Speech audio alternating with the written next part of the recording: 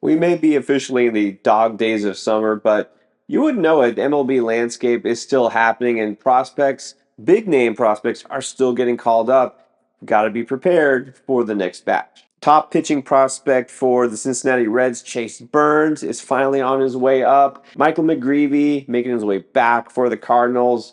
And welcome back Chandler Simpson, too, for those who didn't notice. Not going to talk about those guys again. You can go back and look at the video from 2 weeks ago and beat the breakout to see what I think about Chase Burns and Michael McGreevy before they were going to get recalled. Nope, we're going to look ahead and look at the guys who haven't gotten the call yet. It might take another week or two, but these are the prospects you want to stash now. And it's really no surprise that a lot of these teams, and this is going to be the case going forward, are going to be the teams that are not yet officially rebuilding, but you're going to find out pretty soon that they will be, especially when the trade deadline comes. So let's start in Baltimore. Gotta say it. I mean, it just doesn't look like it's happening for them this year.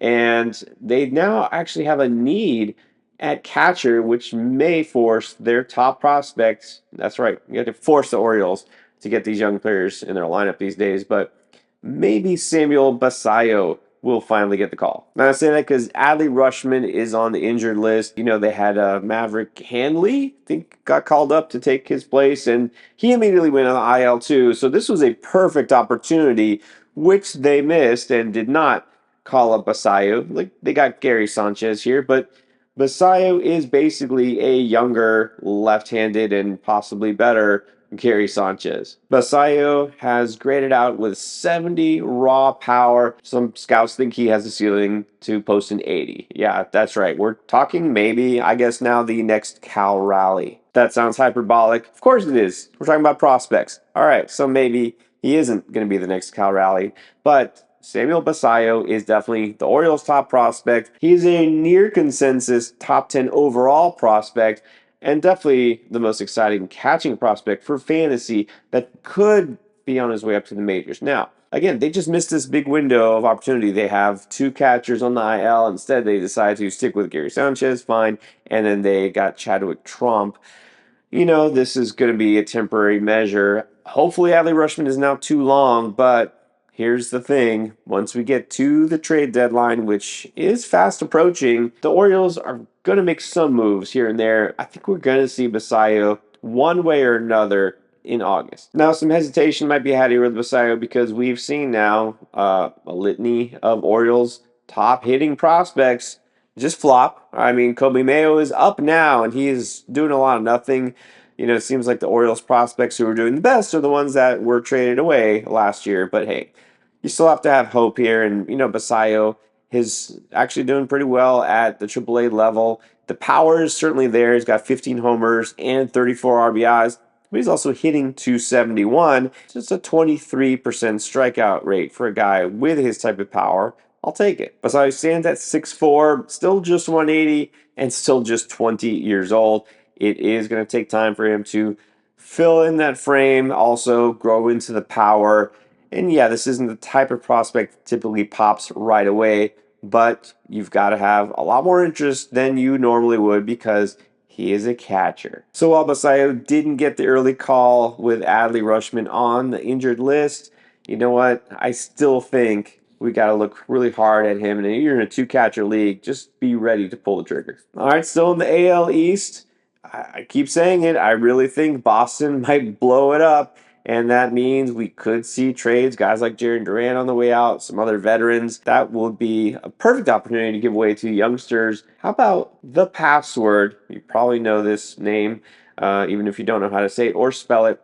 Jostinson Garcia. So the password right now is hitting 311 at the AAA level, of decent amount of power, some speed. He hasn't really run a lot. I don't see a lot of stolen bases at the minor league level, but he could run. Look, I'll admit, I'm clearly not a Red Sox fan.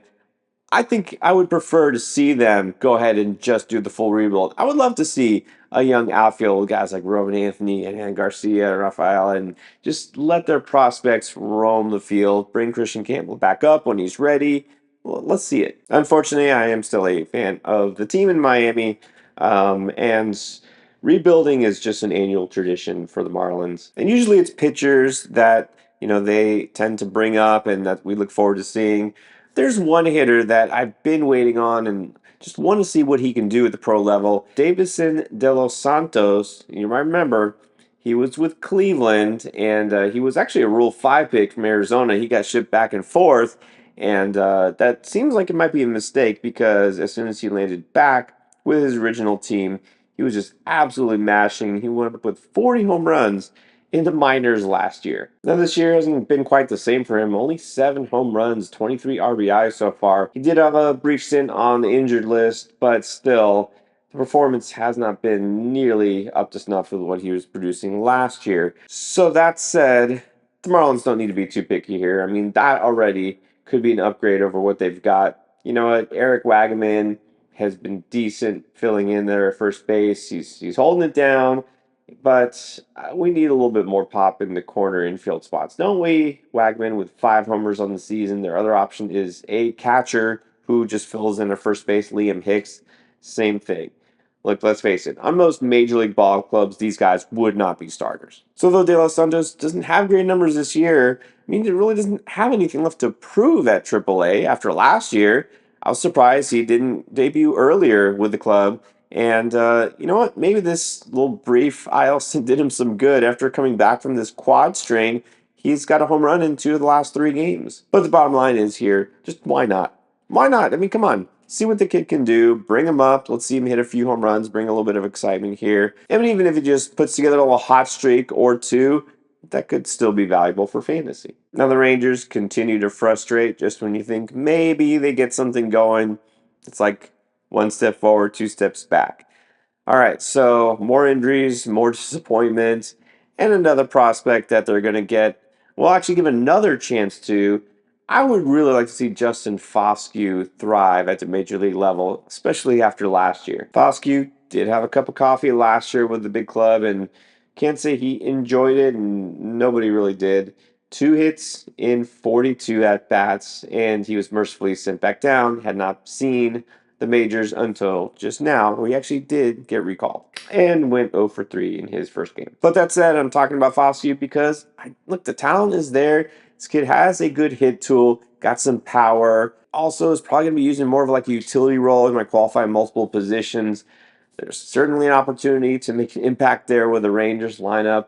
So I'm going to keep an eye on him, probably from a distance, just admit it. But still, Foscue is one of those guys that really I hope he takes advantage of this opportunity. And the other prospect who did just make the big club, Jack Perkins for the Athletics, another pitcher. Now, Perkins has been working as a starter, but he actually operated in long relief in his major league debut, and it went swimmingly. 3 innings pitched, didn't give up a run, just 1 hit, struck out 2 with no walks. Perkins earned the promotion because in AAA, Las Vegas posted a sub 3 ERA, whipped just above 1, 68 strikeouts in 44 innings. Keep in mind, he pitched in the Pacific Coast League, which is tended to be hitter friendly, not the easiest environment. Now, that said, the home park that the Athletics are playing in this year is also not exactly pitcher friendly.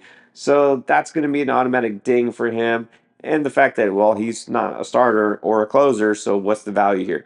Well, the value might lie in the opportunity if it comes where one of those starters gets hurt, gets demoted, whatever happens. So there is a path here for Perkins, especially if he's effective. And so far, so good. Keep an eye on him.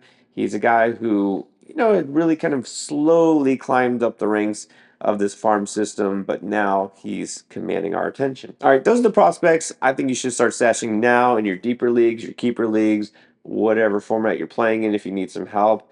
Keep it locked here all season long. Of course, don't forget if you haven't hit like, subscribe, we appreciate it, and check out the latest upload.